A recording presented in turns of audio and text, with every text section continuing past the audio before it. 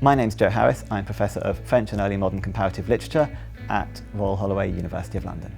I'd like to talk about one aspect of Molière's Tartuffe, which sometimes people tend to overlook or misread, and that is the preface to the work and some of the other prefatory material. In that, Molière points out, or he claims at a couple of points, that the point of comedy is to correct people while entertaining them. Corriger les hommes en les divertissant. Now, quite often people are very quick to leap to that idea as offering a key to the text, as explaining what he's setting out to do. And I think it's important always to be very suspicious when an author tells us what they mean to do in the work itself. It's worth bearing in mind that the period when Molière was writing, the 17th century in France, in that period actors were excommunicated by the Catholic Church. The Church was very much against the whole theatrical profession and the whole practice of the theatre. Molière himself, he was an actor and he wasn't allowed to be buried in consecrated ground when he died. And so, because there was so much resistance from the church to the theatre, it was only natural that people defending the theatre would want to say not only this is a harmless pastime, but actually it teaches moral values in one way or another. Now, this was particularly the case in this play Molière's in Tartuffe, because, as you probably know, it met with a lot of resistance because it was seen as satirizing religion itself.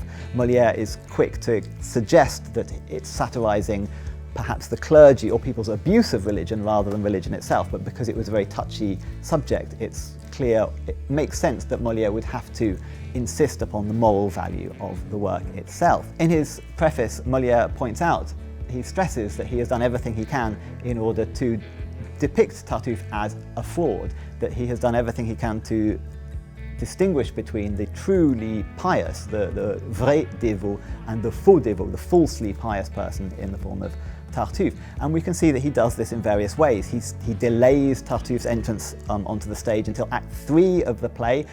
This is very uncommon, but that allows him the time to set up Tartuffe from the words and actions of other characters. We see Tartuffe being described and criticised by most of the other characters. We also see the two people who defend him are the most ridiculous characters of the play. First of all, Madame Pernelle, who turns up on stage, originally performed by a man in drag, playing an old woman. Already a grotesque, ridiculous character, so as an audience we're not expected to side with her. And then later on, Orgon as well, the master of the household who's fallen under Tartuffe's spell. He is also shown to be unthinking, uncritically embracing everything that Tartuffe does. And so Molière does what he can in order to make Tartuffe appear like a fraud, to predispose the audience against him from the very start. Also, when Tartuffe first appears on stage in Act 3, the very first thing he does is to spot that Dorine is there on stage. We have a stage direction, they're not very common in the theatre of the time. The stage direction says, apercevons Dorine. He spots Dorine there, the servant, and then he announces to his own servant, Laurent, that he's about to go off and distribute alms amongst the poor. So right from the start, we see that he is on show. He's performing a role because he knows that there's someone there, and we never see him outside that persona. So Molière does lots of things in order to make it clear that Tartuffe is a fraud. He's not meant to represent the clergy, the church at all.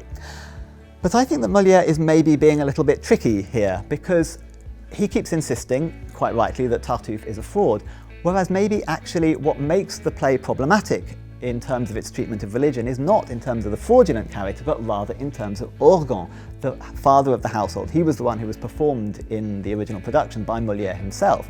And in a sense, he maybe is the more interesting figure of the work, because Orgon is a truly devout Christian, whose true belief has been hijacked and manipulated by Tartuffe.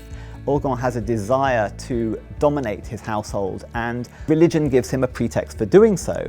And there are various points at the play in which it does steer towards perhaps those accusations, it seems to justify those accusations of impiety that Molière's critics sometimes accuse the play of. So, for example, at one point, Orgon is boasting about how Tartuffe's teaching has led him to have disdain for all worldly things, for matters of this world, and he says that he would be quite happy to see his wife and his family all die and not bat an eyelid. Now, this idea actually does come from potentially an element of the Bible where Jesus says, it's in Luke 12, 26, I think, if you want to be my disciple and do not hate your children, your parents, your spouse, and indeed your own life, then you cannot be my disciple.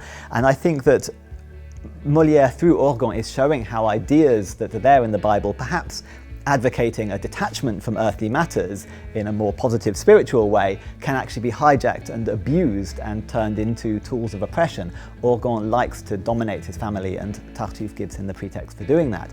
So this is just one suggestion for when you're reading the text. Have a think about whether Molière is deliberately misdirecting his readers and his audiences, because perhaps it's not so much Tartuffe that is the real crux of the problems of the play on a religious level, and perhaps it's Orgon himself. So Molière says that the purpose of comedy is to correct people while entertaining them, but I think maybe we shouldn't necessarily take that at face value then. If you imagine someone like Tartuffe, a budding Tartuffe in the audience, they might watch the play and learn actually not to make the mistakes that Tartuffe himself makes, giving in to his desire for Orgon's wife, Elmire, for example. One of the earliest critical accounts of the play was a work called the Lettre sur la comédie de l'imposteur, a letter on the comedy of the impostor. And there, the anonymous writer claims that the purpose of the play, it teaches women how to be wary of false seducers, such as the Tartuffe character who is trying to seduce her.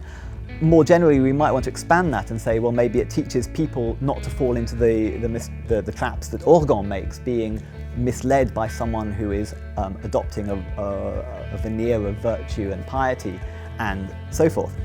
So although Molière suggests that we can learn from plays, what always interests me, and what seems to undermine that, is that within the plays themselves, the characters don't ever seem to be corrected. Tartuffe shows no signs of repentance or anything, even as he's carried off to prison at the end of the play after this sort of surprise happy ending.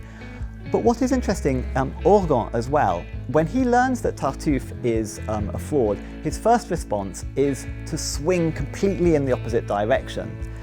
He ends up saying that, that's it, I am not going to have anything to do with men of virtue or piety ever again. And Cléante, his friend, warns him, no, well, if you're going to err to any extreme, err to the side of gullibility, don't throw the baby out with the bathwater. So Orgon's underlying problem, his obsession, I suppose, is not so much with Tartuffe, but that he takes things to extremes.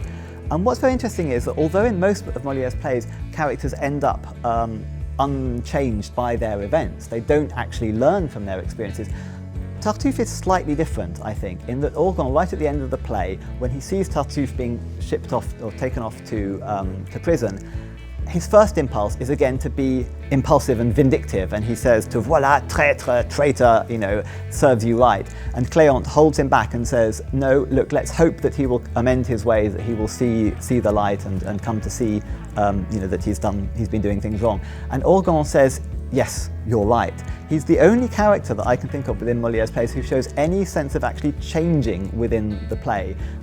There's a nudge towards a sense that maybe Orgon has learnt to control some of his passions, his impetuous nature. And so maybe this is the one play of Molière's where he does seem to suggest actually maybe the characters within the work are able to be corrected and changed through their experiences as well.